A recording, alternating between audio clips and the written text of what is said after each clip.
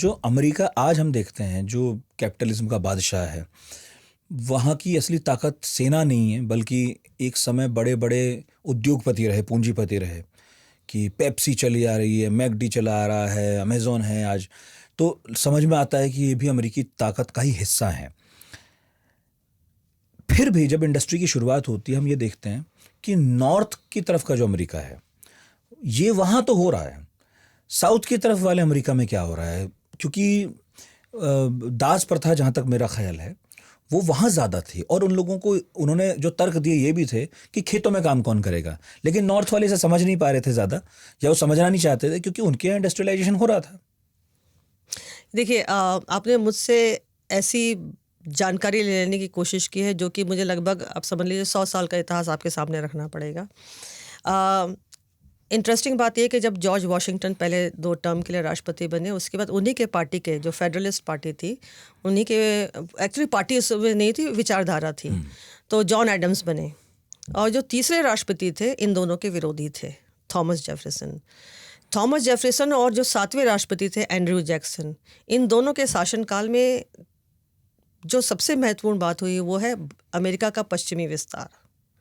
तो जब तक हम 1801 से 1809 तक का काल हम देखते हैं थॉमस जेफरसन का, और 1828 से 1836 तक का काल है एंड्रयू जैक्सन का। इस काल में लगभग आप समझ लीजिए कि कम से कम 28 से 30 अमेरिकी राज्यों को शामिल किया गया था। सो 13 प्लस 28-30 और शामिल कर लीजिए। और जैसे लुजियाना को उसने थॉमस जेफरसन ने फ्रांस से खरीदा। एंड्रयू जैक्सन ने तो जो ट्रेल ऑफ टीयर्स, यानी इंडिजिनस लोगों को हटाने के लिए रिजर्व्स की स्थापना की। 1830 का इंडिया एक्ट लागू किया गया, या इंडियन एक्ट लागू किया गया। तो उस एक्ट के द्वारा उसने इंडिजिनस ट्राइब्स को हटाना शुरू किया उनकी पैतृक भूमि से। लेकिन थॉमस जेफरसन और एंड्रयू जैक्सन की जो राजनीतिक कदम थे, उनमें बहुत अलग थे।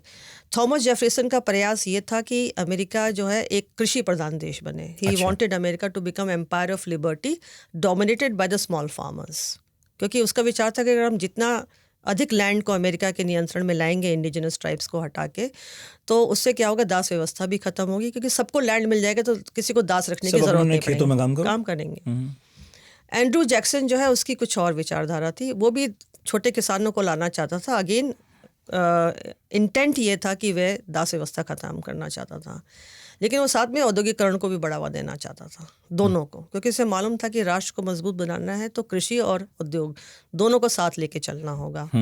लेकिन इन दोनों राष्ट्रपतियों की प्रॉब्लम ये थी कि उन्होंने जो कुछ भी किया अमेरिका को मजबूत बनाने, अमेरिका के कोई विशाल देश बनाने के पीछे, उन्होंने कई काम अनकॉन्स्टिट्यूशनल किए। लेकिन उस अनकॉन्स्टिट्यूशनल, जैसे कि थॉमस जेफरसन को लुजियाना परचेज करने का कोई अधिकार नहीं था, वो अधिकार कॉन्स्टिट्यूशन ने उसे नहीं दिया था।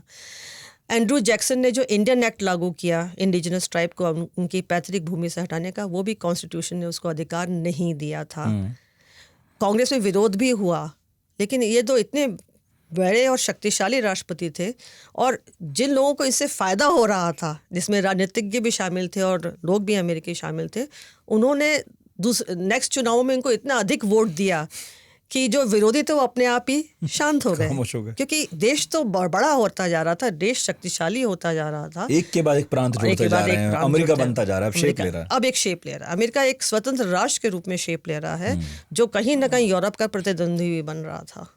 तो इससे क्या होता है कि जब हम इन चीज़ों को, इन परिवर्तनों को देखते हैं, तो जो राष्ट्रपति है अमेरिका में बहुत शक्तिशाली, शक्ति का केंद्र बनता जा रहा था, सेंट्रलाइजेशन ऑफ पावर, जो कि अमेरिकी संविधान ने उनको अधिकार ये नहीं दिया था। और वॉशिंगटन जो पहले राष्ट्रपति हैं, वो खुद राष्ट्रपति को कमजोर ही बनाना चाह रहे हैं कि ये कमजोरी रहना चाहिए, क्योंकि उन्हें समझ में आ रहा है कि अमेरिका इतनी अलग अलग तरह का है, ये 13, 14, 15 सब अलग अलग हैं, कि इनको अगर ऐसे अब कसोगे मुट्ठी में तो ये बिखर जाएंगे, छितर जाएंगे, तो लूज रखो। लेकिन अब ये जो अमेरिका जो आप बात कर रही हैं, ये राष्ट्रपति इसमें ताकतवर हो रहा है और मुट्ठी में भींच कर चल रहा है।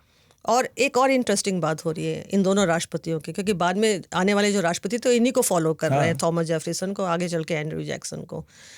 जब एंड्रयू जैक्सन राष्ट्रपति था तो अमेरिका में पॉलिटिकल पार्टी सिस्टम की शुरुआत होती है, क्योंकि जब एंड्रयू जैक्सन पहले राष्ट्रपति पद के लिए खड़ा हुआ तो हार गया था चुनाव 1824 में। फिर 1828 में उसने एक पार्टी की शुरुआत की जिसे डेमोक्रेटिक पार्टी कहा जाता है। उसने उसका एक अलग झंडा बनाया, उसका सिंबल बनाया, उसके बटन्स बनाए, और स्पीच देना शुरू किया, ड्राफ्ट किया कि मेरा एजेंडा क्या है, मैं क्या करना चाहता हूँ, और यहीं से एक लोकतांत्रिक पॉलिटिकल पार्टी सिस्टम की शुरुआत हमें देखने को मिलती है। ये भी अमेरिका की देन है दुनिया को। लेकिन इंटरेस्टिंग बात एक और है कि इन दोनों राष्ट्रपतियों ने चूंकि अभूतपूर्व विस्तार किया अमेरिका का पश्चिमी क्षेत्रों की तरफ, तो उस अभूतपूर्व विस्तार में जो एक समस्या पैदा हुई वो ये है कि कपास का उत्पादन अभूतपूर्व हुआ और दास व्यवस्था समाप्त होने के बजाय वो एक इंट्रेंच्ड स्लेव बॉन्डेज सिस्टम बन गया, यानी कि आप उसको हटाने की अब क्षमता नहीं रखते थे, क्योंकि 1850 तक अमेरिका के सबसे अमीर राज्य दक्षिण में थे। सबसे अमीर लोग दक्षिण में थे, उन्हें दास प्रथा पसंद सबसे अधिक अमीर शहर दक्षिण में थे, सबसे अधिक बैंकों में पैसा दक्षिणी राज्यों में था। तो दास व्यवस्था ने अमेरिका को एक धनवान पूंजीवादी राष्ट्र बना दिया, एक ऐसे श्रम व्यवस्था पर जो कि वेतन भोगी नहीं था। तो अमेरिका में एक कॉन्ट्रडिक्शन इमर्ज हो रही है, एक विरोधाभास आ रहा है। आप स्वयं को पूंजीवाद राष्ट्र कह रहे हैं, लोकतांत्रिक और उदारवादी राष्ट्र कह रहे हैं, और वो राष्ट्र की संपत्ति दास व्यवस्था पर आधारित है। लोग गुलाम है, काले लोग खासकर, और दूसरी तरफ वहाँ के मूल निवासी भी, वो भी आपसे परेशान है।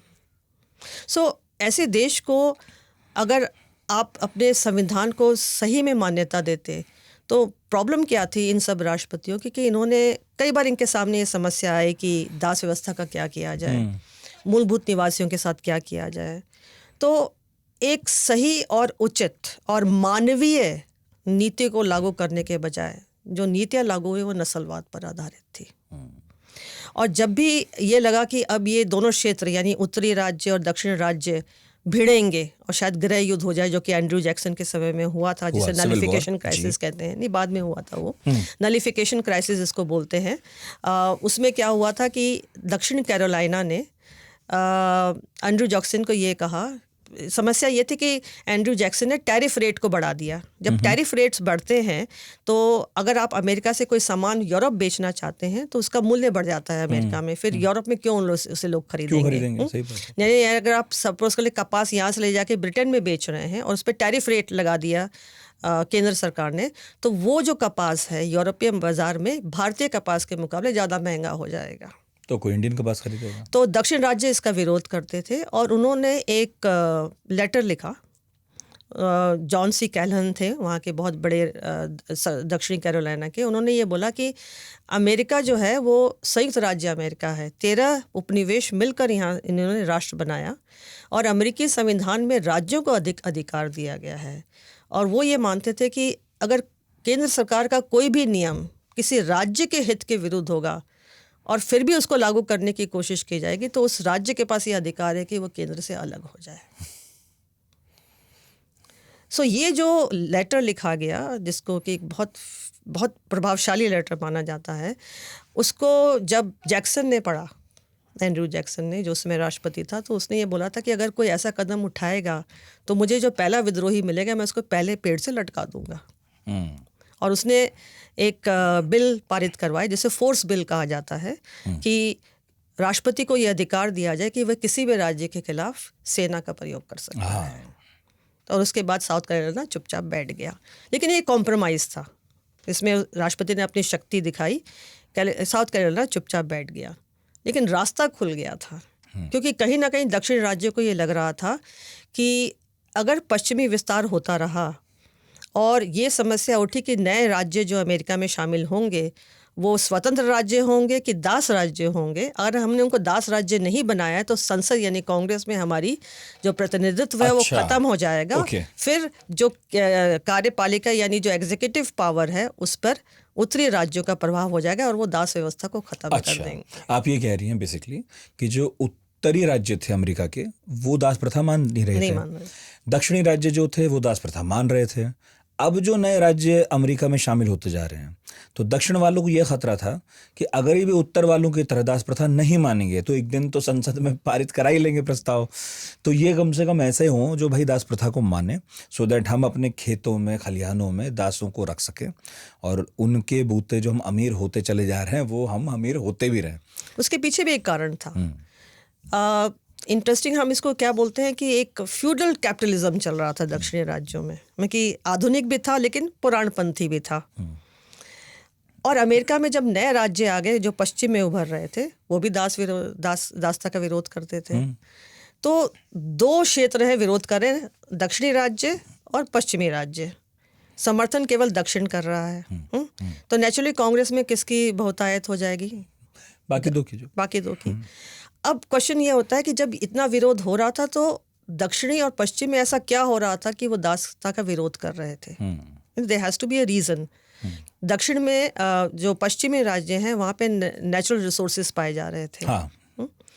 और बहुत आगे चलकर आपको गोल्ड एंड सिल्वर मिल जाता है कोलोराडो में। टेक्सास में आपको जाके 1856 में आपको क्रूड ऑयल मिल जाता है जी।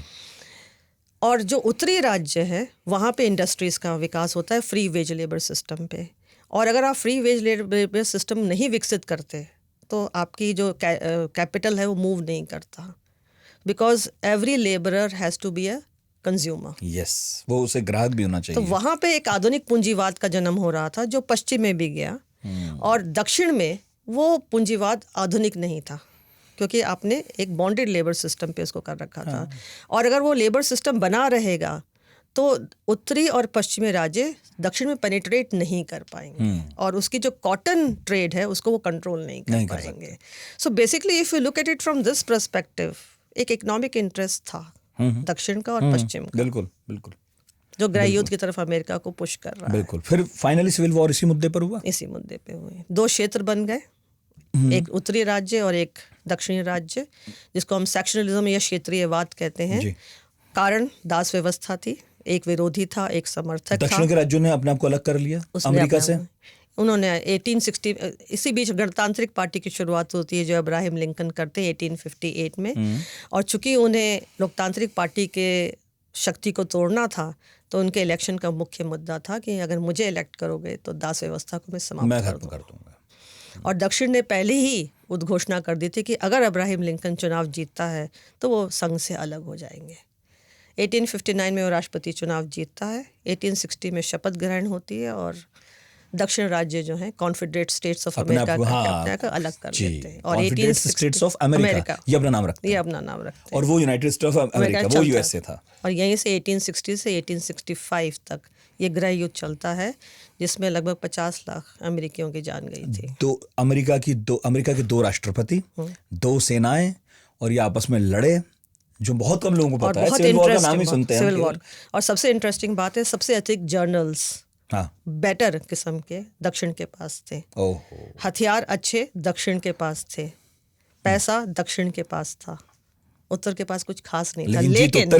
लेकिन उत्तर के पास समुद्र तट था। उत्तर के पास इंडस्ट्रीज थे जिससे कि वो नए किस्म के हथियार बनाने की क्षमता रखते थे। और उत्तर के पास मैन पावर थी। एस ग्रांट ये थे सेनापति उत्तर के, और रॉबर्ट ई ली ये कॉन्फेडरेट आर्मी के थे। और आखिर में रॉबर्ट ई ली को समर्पण करना पड़ा। बिल्कुल। और फिर अमेरिका फिर से एक हुआ। और वो जो एक हुआ वो आज तक एक है। और ये एक नए अमेरिकी इतिहास की शुरुआत करता है जिसमें अमेरिका बहुत कुछ सीखता है।